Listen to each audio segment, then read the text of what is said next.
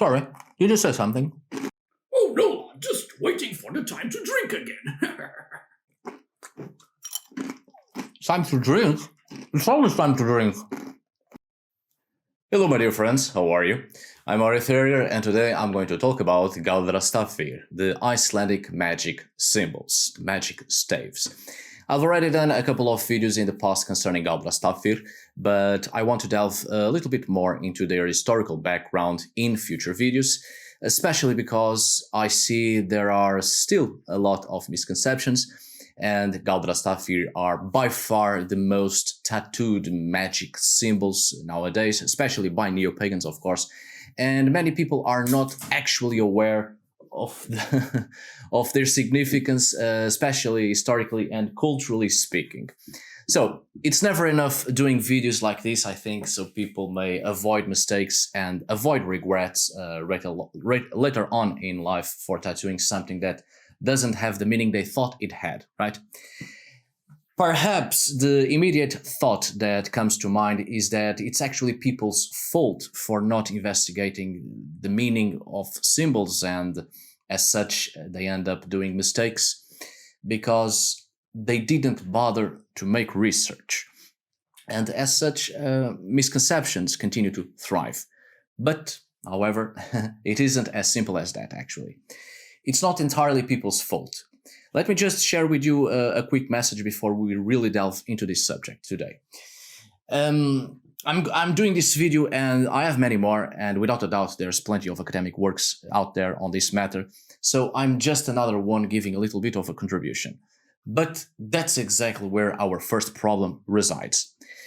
There are indeed plenty of academic works, but unfortunately the great majority of those works are not accessible to the general public. Sadly, we still live in a society where education in many countries is still a question of privilege, and it shouldn't be, obviously. Education shouldn't be had, or it shouldn't be accessed only if you have a certain degree of privilege in society. Education should be accessible to everyone and anyone. As you know, as some of you might know, I speak as an archaeologist, and as an archaeologist that is frankly very tired of this system, and I want to get out of it and break free from this nonsensical order. One of the greatest reasons why people do mistakes and continue to feed upon misconceptions, continue to feed on errors and historical fantasy is precisely because many people do not have access to education, whether because it's a financial question, geographic, religious, political, ethnic, or simply because a lot of academic works simply don't get out and the public does not have access to them because there's no money to finance certain works, because there's no political interest on certain themes, certain subjects, because knowledge is still kept from the general public for a variety of reasons, because the entire system is fucking rigged. So, when people do not have access to information, when they do not have access to education, they find other means, of course, and usually it's to rely on non-academic sources of people who write and create a lot of rubbish just for the sake of selling their own delusions. So indeed, it's not entirely people's fault for tattooing things they don't know about and continue to be misled. Some people might laugh at that, at the fact that people tattoo stuff they don't understand, but if you really think about the reasons behind these attitudes, well, it's actually pretty sad to discover that the problem is with the system we live in and constantly preventing people from having access to education. Still, in plain 21st century, education must be accessible to everyone. It is a right of every human person. And frankly, the world would be a far better place if people had access to education, and a lot of mistakes would not have happened or would not happen again and again and again. It's frustrating watching history repeat itself. So, this is one of the main reasons, not the only one, but one of the main reasons why I've turned to YouTube 4 years ago to share as much knowledge as possible. And even for myself, it's great because I get to explore a lot more and don't have to wait or being denied because there's no financing, because there's no political interest, because simply there's no money to pay for your work, or simply because the hierarchy within academia itself does not allow scientists to properly grow as individuals. Everyone must have access to education. That's the point. So this video today, yet again, may help a few, I hope, to understand the meaning, the historical meaning and usage of Galdrastafir, especially to help discern between the historical truth and forgeries and adulterations of the truth. So please, with no more delay, my dear friends, let's get started, please. Important things to be taken into consideration concerning the Galdrastafir and the runes as well, and the usual misconceptions associated to them. Galdrastafir literally means magic symbols, magic staves. They are not runes. These symbols in many esoteric sources and in occultism are often referred to as magical rune staves or just rune staves, and this is quite misleading because they have nothing to do with the runes whatsoever. Galdrastafir are magical symbols from a much later period and without any connection to the actual runes. But this also leads to the question, of course, of the belief that the runes are magical symbols in nature. The runes were simple alphabetic letters. They fell into disuse with the advent of parchment writing. The runes were more suitable for engraving on stone or wood than to be traced on smooth surfaces. In fact, the runes are characters with straight lines, as you know it, to facilitate engraving on hard surfaces. So they fell out of use when the writing surface changed to something where it is easier to draw on. And then we also start to see runes with curved lines, or even the characters are more curved in medieval Nordic times in parchment. And also because with the progressive advent of Christianity, they used Latin letters for writing. Hence, the runes also fell into disuse because of that. But this is something I shall explore on another video, but this is important to understand why the runes before the traditional way of writing on parchment are composed of straight lines. The runes were introduced to Germanic peoples by the Romans, and the only reason why runes in a Germanic context are composed of straight lines is simply to facilitate carving them on hard surfaces, carving Latin alphabetic characters, creating a different visual simply because it was easier to carve straight lines on hard surfaces. Also, runes were not magic symbols, but they could and can be used to write magic formulas or acronyms, but we have no source for their specific or real magical powers. I repeat, there is no historical evidence to indicate that the runes by themselves, each symbol, were magical symbols. The runes were simple alphabetic letters, as I've said, used for writing and in turn used for magic formulas, enchantments, invocations, evocations, incantations, charms, etc. But it was not the runes that gave power to magical intentions. The runes were simply used to write incantations, only to have a written form, a form of expression of the magical intention. I've spoken about talismans and charms in Norse witchcraft on another video, which you can see right here, right? Runes were almost never used in Iceland, of course, when compared to Scandinavia, where runic epigraphs and wood carvings and runestones were very abundant. Runic sculptures and runestones in Iceland do not even fall into the category of rare or being a rarity, but rather they fall into the category of exclusivity. Runestones were not a cultural reality in Iceland, and the few actual evidences we have in relation to this are just exclusivities that one or another individual wanted to copy and recreate or reconstruct from the ancient cultural reality of continental Scandinavia. There's a pretty good example, very, very good example actually, in Reykjavik of a runestone raised in the early 20th century. The runic alphabet that we normally see in various contemporary representations and used in current magical formulas and even in modern pop culture is an alphabet called Elder Futhark, used in the mainland Germanic area, mostly in the Iron Age, used in the first half of the first millennium of the Common Era.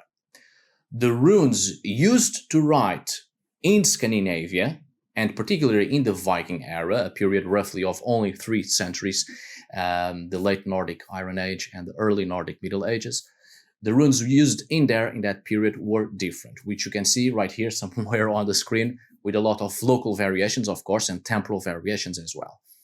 So, when many authors of various esoteric and occult books demonstrate the Viking runes as those of the Elder Futhark, it is clearly a very common mistake, since in the period known as Viking Age or Viking period, the runes were different, the dialect, the language itself was different. And the same thing happens in Iceland. As I've said, in Iceland, runes were almost never used when compared to the great amount of runic inscriptions and runestones in mainland Scandinavia. But that doesn't mean there wasn't a runic script in Iceland.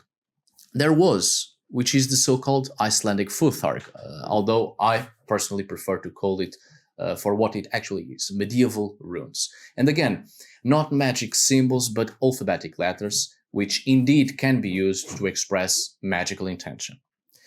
When we read blogs or buy books or even watch videos concerning esoteric approaches to the runes, especially related to the meanings of the runes for the purpose of divination, predicting the future, these are all modern conjectures that are not supported by any ancient evidence, neither historical nor archaeological. As you know it, some of you might know it, even myself here on this channel and on my past blogs, I have a folder called Runes, one in which I explore the esoteric, magical meaning, even the meaning of each rune in divination, but I made it very clear several times that it is my own esoteric approach and interpretation to the runes, to each rune. The magical use of runes, especially for divination, is something that appears most frequently since the 1980s, 20th century, until our days. The vast majority of esoteric and even occultic understandings of each rune symbols largely comes from the tarot, actually. I am not saying that it is wrong to make esoteric interpretations of the runes or even use them in magic and divination, because I do it myself. But it is important to know the historical background of the runes and what they were used for, and what is done in modernity in our contemporary times. Because the two realities are often mixed together, many times, leading to several misconceptions about the runes. The magical use of the runes that is made today by some neo-pagans is of considerable interest to anthropologists and scholars on other fields more focused on the contemporary religious manifestations, obviously. Let's say studies on urban anthropology of the 20th and the 21st centuries. It is important to say all of this that I have just said because, well, many people are deceived, that's the truth, when the only sources they have available to them are modern beliefs added to ancient cultural factors, and modern inventions become a wrong reflection of the past. You can do whatever you want with the runes, obviously, and use them as magical symbols. But I think it is necessary to know the historical truth so that we are not deceived or carried away into believing in lies about history just to make it easier to sell to us all kinds of garbage, using misleading marketing so it may be easier to sell and profit from or out of the public's general ignorance on these matters. And that ignorance is perpetuated because the general public does not have access to reliable sources to begin with. And also because, let's face it, many people prefer sweet lies that justifies their own self-illusions and prejudices. That also happens, of course. But such illusions are often the product of the materialistic society we live in, and how history and culture is twisted to fit into political ideas. Well, all of this to warn you that the exact same thing happens to or with the Galdrastafir, the Icelandic magic symbols. They are not runes. They have nothing to do with the runes. And unlike the runes, these are magical symbols. Not used for the written expression of a language, but to express the magic implied in these symbols.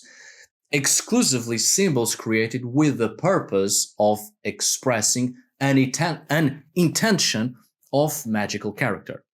Galdrastafir have been wrongly classified in pop culture as ancient Viking symbols. However, it is not true. They are not Viking. They have nothing to do with the Vikings. They have nothing to do with Old Norse cultures. And in fact, they have very little in common with Scandinavian traditions. Let's see. As was said before, Galdrastafir are literally symbols of magic. They are very curious symbols of an heterogeneous nature, a diverse nature. They are the product of a great amalgamation of various religious and magical symbols from both Western European traditional magic and Eastern magical and religious symbols, mostly Jewish, but we shall see that further ahead. And these symbols appear in Icelandic Grimoires, more commonly known as the Black Books or Books of Magic, that appear since the 1500s. Although in these same books and other manuscripts of the modern and contemporary Icelandic era, there are references to other older grimoires that probably existed already in the 15th century, but they did not survive, so we don't know anything about them, if they actually existed even. So the Icelandic magic symbols that we have and really know about, they appear in the early 16th century onwards. And the great majority are actually from the 18th century of the Common Era, of course. Therefore, the earliest Icelandic magic symbols only appear half a millennium after the end of the Scandinavian Iron Age, commonly known as the Viking Age. And the great majority, indeed almost 1,000 years after the end of the so-called Viking Age. As you can see, these symbols have nothing to do with the Vikings, not only in cultural terms, but also in geographic terms. The oldest manuscript containing, let's say, a proto-Galdrastafir is this one right here, known as the Lækningakver, Book of Doctors. It is from the early 1500s and it's part of a big collection now in Copenhagen. Here we see or we find a mixture of herbal remedies, cures for illness, conjuring for misfortunes, etc. This is presented in a way that suggests that magic and medicine were thought to be practically the same thing, the exact same thing, still in this period, which is quite curious. Perhaps it is also a good idea to refer to the knowledge of herbs in Scandinavian medicine because, contrary to what one might think, this manuscript does not contain ancient medicinal knowledge from pre-Christian Scandinavia per se.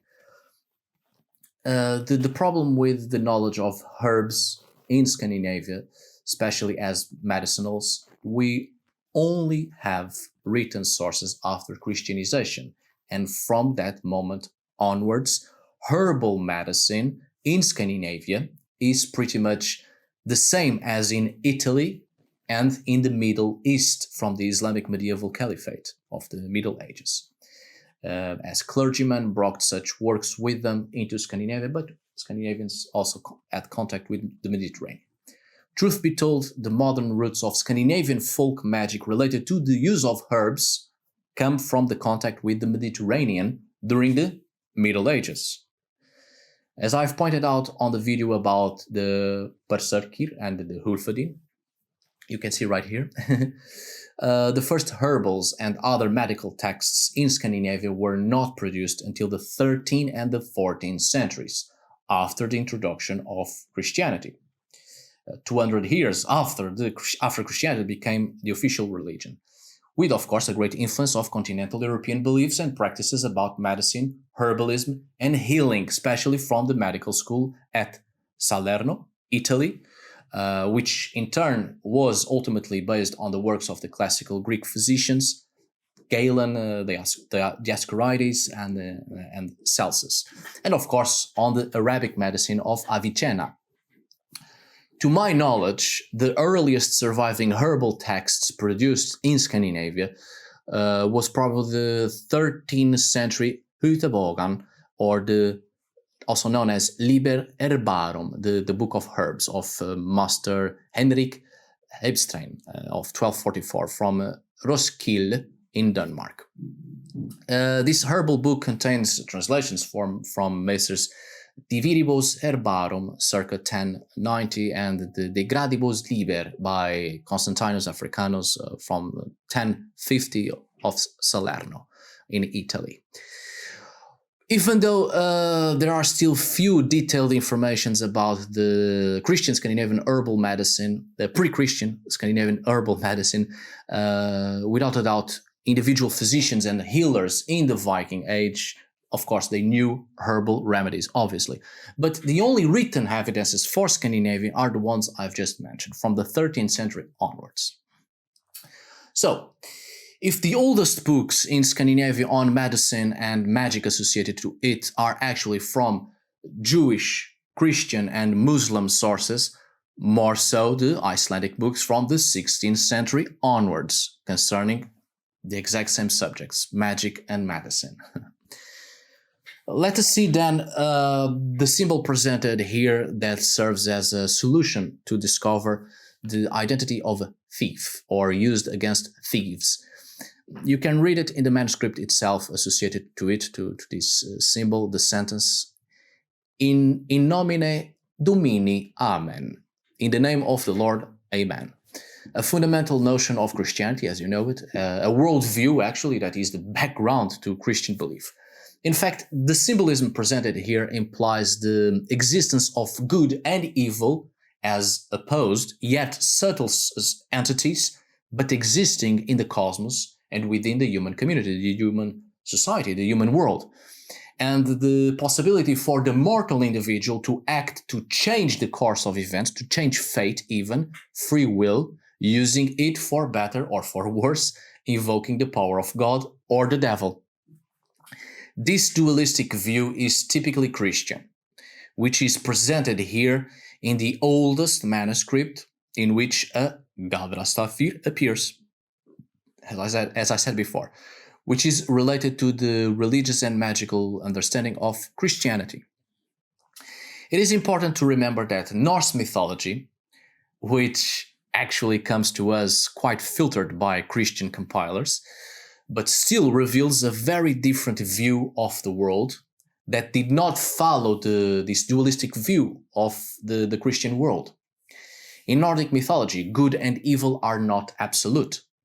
Events have a cyclical course, and destiny is a force that exists even above the gods themselves and rarely, or never, possibly to control, as the notion of destiny and or fate in Old Norse mythology, especially earlier sources, is simply fixed, written long ago. And it's also important to remember that the Church, especially the Catholic Church, did not normally deny the existence of the deities of the religions to which it imposed itself, but rather attributed a demonic character to such deities. So we see a variety of Judeo-Christian entities as well as Old Norse gods in the invocations related to several Galdrastafir. The fact that Galdrastafir also include ancient pagan deities says more about Christianity than paganism itself, actually. It's not implied that pagan beliefs have survived. On the contrary, it testifies to the real downgrade of the pagan gods and their supreme powers by Christianity itself, turning them, the old gods, turning them into demons and fallen angels of this religion of Christianity. So this is also a very common mistake.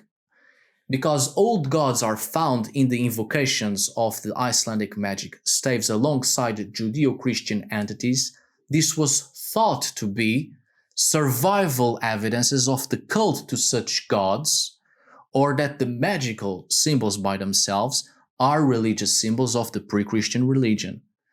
But it isn't.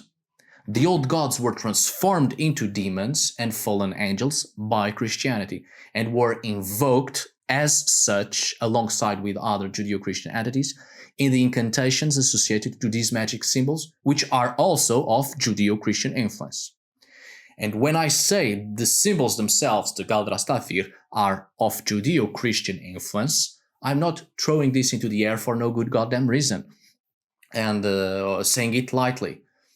I understand how hard to swallow that may be for some of you after at least and only 50 years of contemporary occultic and esoteric gibberish concerning religious symbols of which the authors of such works knew nothing about, and they just want to sell their stuff. I've been there. I'm with you. I understand the frustration. And now it's simply hard to accept the truth. Now, finally, when reliable and scientific works are finally being expressed to the general public. Listen, I'm not here to try to destroy Nordic culture as some people have accused me of. I'm here to try to help you and help myself because I also want to understand the history of cultures and religions of the past. I have questions and I want answers as well, even for my own personal use as I am a pagan. The Icelandic magical staves or symbols, including very much the most famous ones and the most tattooed ones, such as the Helm and the Vegisir, come from Icelandic grimoires, dated from the period between the 16th and the 19th centuries. Contents of Icelandic grimoires clearly reveal a belief in a pan-European occultic literature that was quite common during the late Middle Ages and the modern period, especially since the consolidation of Western and Eastern traditional magic in the Renaissance period. Icelandic grimoires and their magical symbols, the Galdrastafir, are not exclusively Icelandic either in their basis, because they follow other European grimoires that were in fact based on the tradition of the Key of Solomon, better known as in Latin as the clavis or clavicola Solomanis, which moved into Europe and incorporated European traditional magic due to the Byzantine treatise of Egromentia, also known as the Magical Treatise of Solomon. It comes from a mixture of Middle Eastern cultures, mainly Jewish, and also obviously classical cultures and Christian religious ideologies. You can read such sources for yourself. Just a quick look at the Egromentia and the Key of Solomon makes it pretty easy to notice that symbols contained in these earlier sources are very similar, and many of them almost identical to those presented in the Icelandic grimoires of the 16th century onwards. Icelandic magical staves or magic symbols are a branch of Mediterranean magic tradition, the same way Scandinavian books on herbs and medicine and magic are also a tradition from the Mediterranean. And this is only hard to accept for those who still believe that Scandinavians throughout history have always been isolated from anyone else, which isn't true at all, not even in the prehistoric times. That belief can only come from people who either do not know about European history, or at the very least they do not know anything about the Scandinavian history, or simply refuse to accept the facts. That also happens. Speaking of the Haigisialmur, well, I'm not going to speak about it today. I shall do a video solely for it in the near future, but I think a couple of aspects should be mentioned. Continuing to speak about the previous manuscript, it also appears a particular magical symbol in it, which I would say it's an early version of the Aegisialmur, a symbol whose effect is to scare enemies. In that sense, it is similar to what we now call Aegisialmur, the famous Helm of Terror. The Helm of Terror appears in the Poetic Edda. As you know, it is a collection of poems that come to us in a manuscript from the 1200s. Poems compiled in the 13th century. Well, in there, it already appears a reference to the Helm of Terror as a concrete object. This is something to be careful about because the Helm of Terror mentioned in the 13th century does not speak of any kind of symbology or iconography. It is not specifically mentioned any kind of magic symbol, but in fact, it is an object, a concrete object, probably a stone coming from the head of a dragon, which is something that I will talk about later on when I make a video solely about the Aegisialmur only. What is important to remember or to retain in here is that much later, a symbol called Helm of Terror appears, the one we are more familiar with today and one of the most tattooed. But that doesn't mean that it is the same as that one which appears in the poetic sources of the 13th century. It is just the use of a name or a term for a late symbol. This is a case identical to the black sun symbol. The configuration of the symbol designed or designated black sun as black sun appears only in the 20th century. It is a modern construction. Because it was called black sun, it does not make this symbol an old representation linked to themes that involve the conceptions of the black sun in other cultures. One thing is the concept of the black sun as a term, as a conception. Another thing is a recent symbol that was also called the black sun. However, it has nothing to do with the concept of the black sun itself. That is why it is necessary to be aware of this, because giving names of older concepts to modern symbols does not automatically make these modern symbols something older, nor does it create a link between old concepts to a recent iconographic or ideographic representation, right? Well, going back to this symbol, the text here in the Lightning Gakver manuscript says, and I quote, "If you want your enemy to be afraid of you, carry this symbol in your left hand." End of quote. As you can see, there are some similarities between this symbol and the Aegisialmur, not only in the magical intention, but also in its configuration. But they are nothing more than similarities.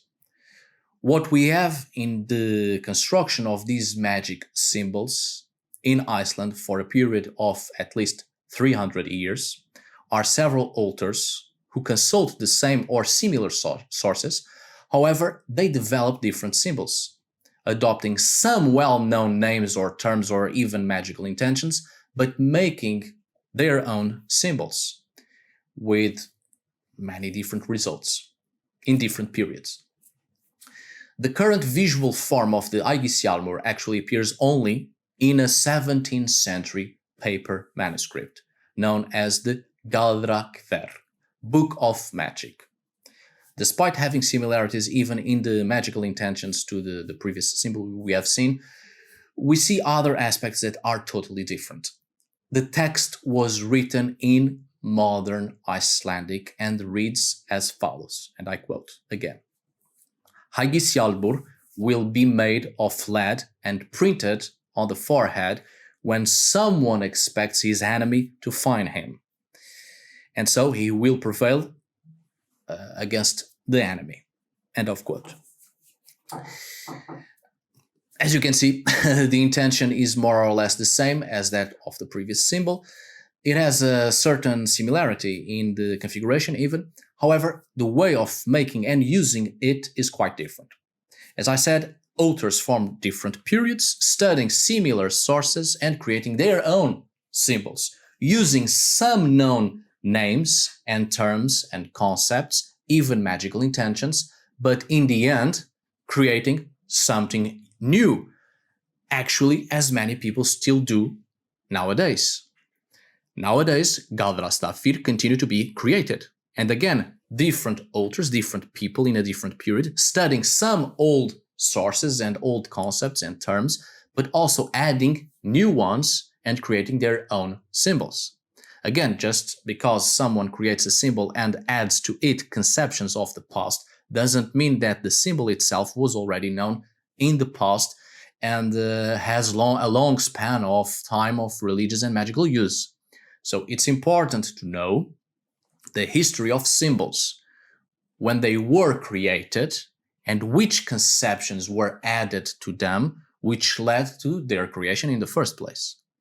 That's why I've been telling you that these symbols, such as the black sun symbol, are not religious symbols of a pre-Christian past or even pagan past. They are modern symbols created in modern times, and to them it was added some religious and magic conceptions of the past.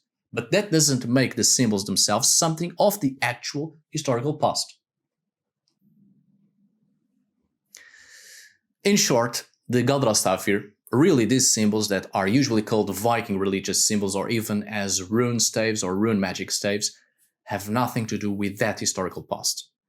Many today still call, and unfortunately will continue to call, these symbols Viking symbols or runes, precisely because these ideas have great weight and even magical power in pop culture, and especially among neo-pagans. And many companies know this perfectly well.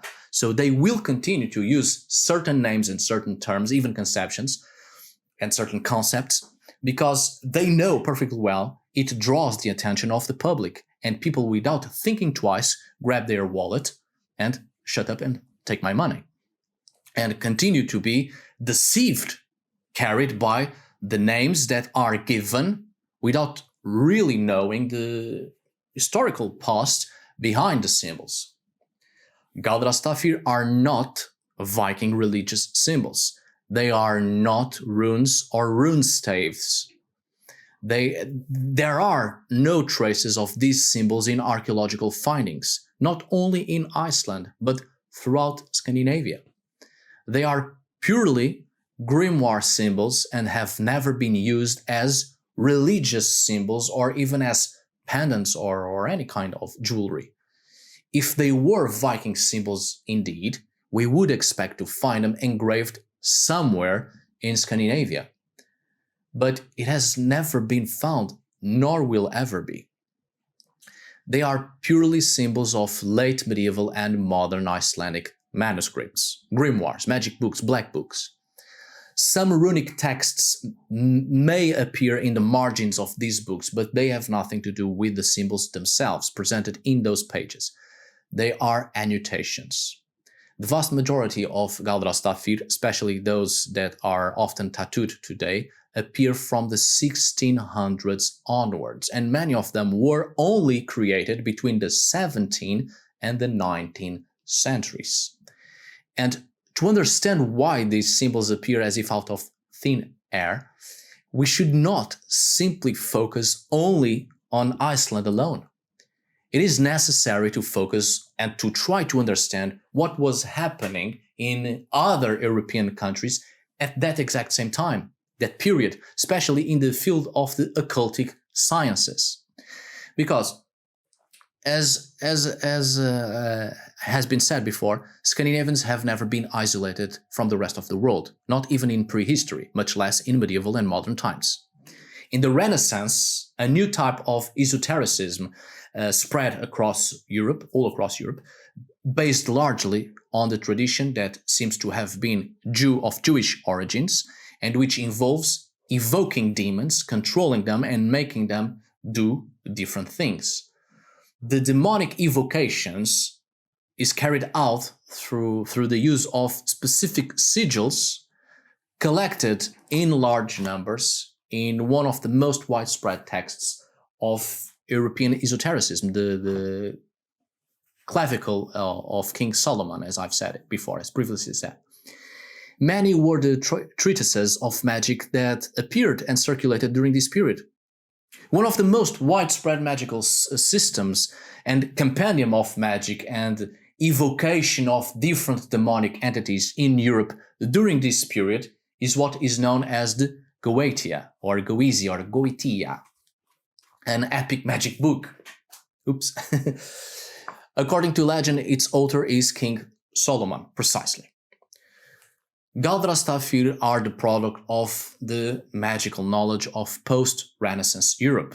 They are based on the sources of continental esotericism and not in some pre-Christian pagan tradition. So be careful when certain authors, some well-known authors actually, especially in esotericism and occultism, when they say that Galdrastafir are an expression of the pagan world, linked to the runes, the Vikings even, and the Nordic gods, you already know that you are not reading a reliable source.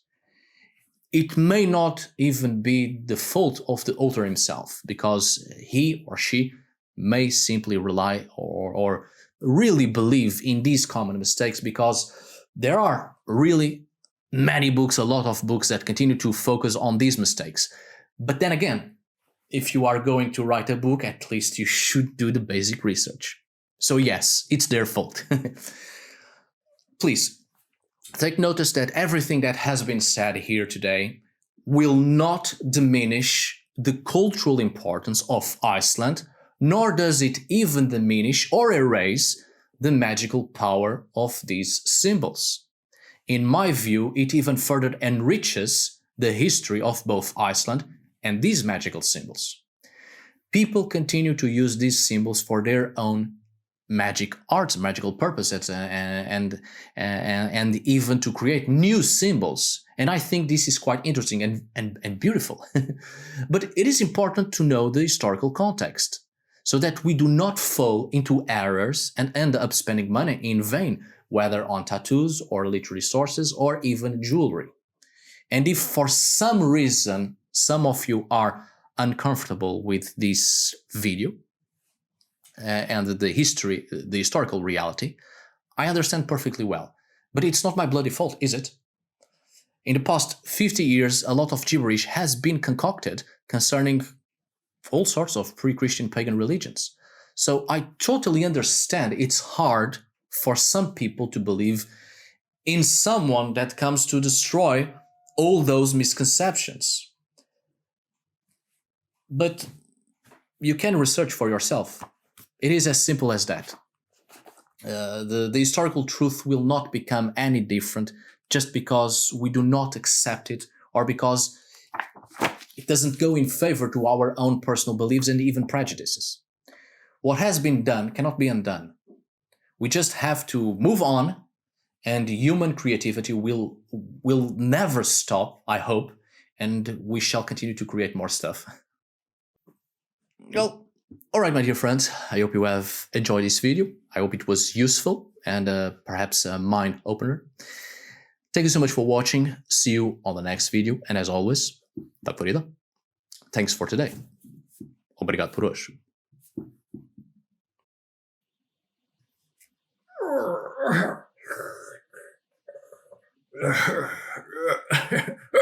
Is it time? Oh, it is. Good.